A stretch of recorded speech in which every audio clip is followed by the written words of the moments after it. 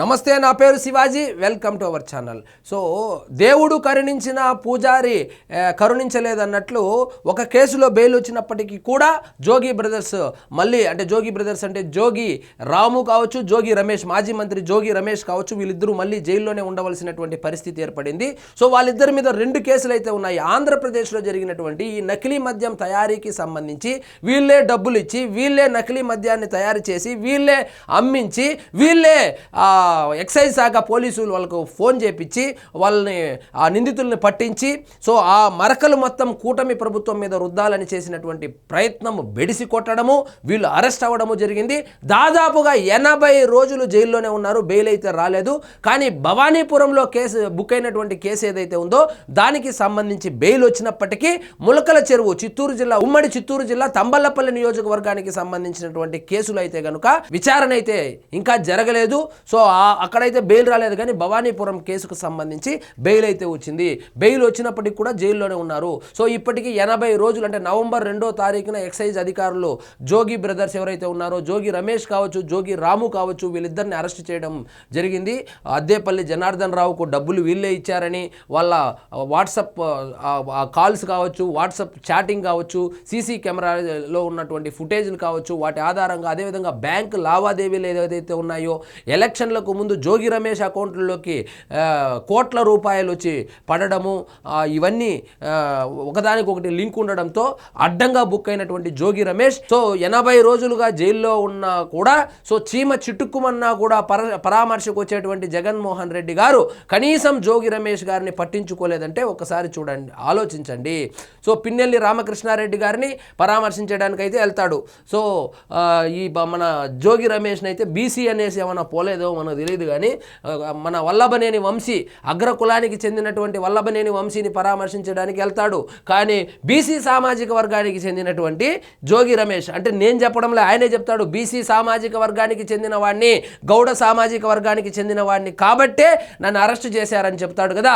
మరి గౌడ సామాజిక వర్గానికి చెందినటువంటి ఒక వ్యక్తి అరెస్ట్ అయ్యి జైల్లో 80 రోజులుగా ఉంటే, సో అవన్నీ వాళ్ళ పార్టీ అంతర్గత వ్యవహారం కాబట్టి దాని జోలికి నేనైతే వెళ్ళదలుచుకోలేదు.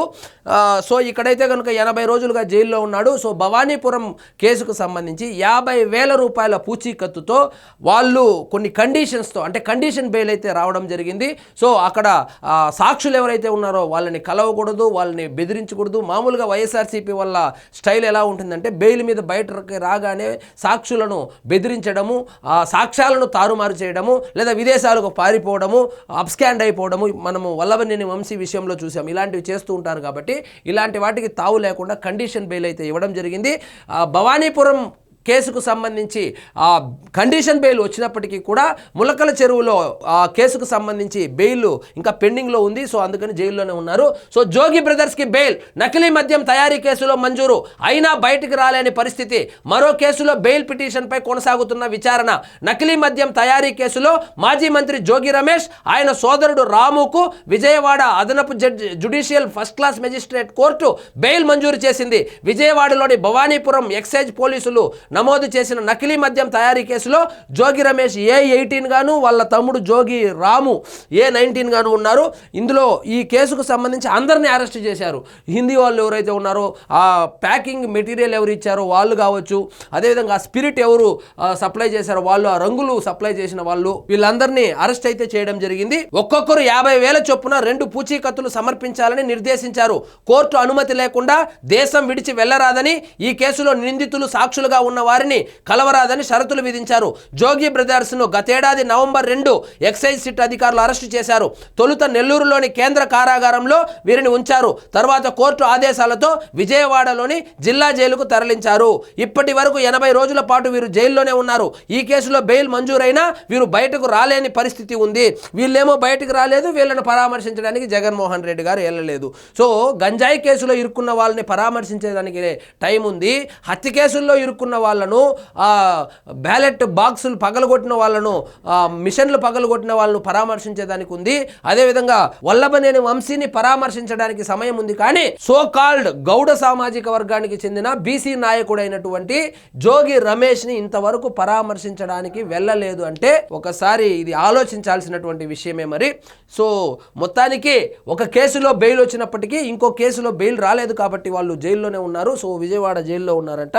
మరి చూద్దాం, ఇంకో కేసులో విచారణ జరగవలసి ఉంది. అది ఆ విచారణలో ఏమని తీర్పు వస్తుందో చూడాలి. మరి సో ఇదండి ఈరోజు మన టాపిక్. మీకు ఈ వీడియో నచ్చినట్లయితే లైక్ చేయండి, షేర్ చేయండి, ఛానల్ మాత్రం సబ్స్క్రైబ్ చేసుకోవడం మర్చిపోవద్దు.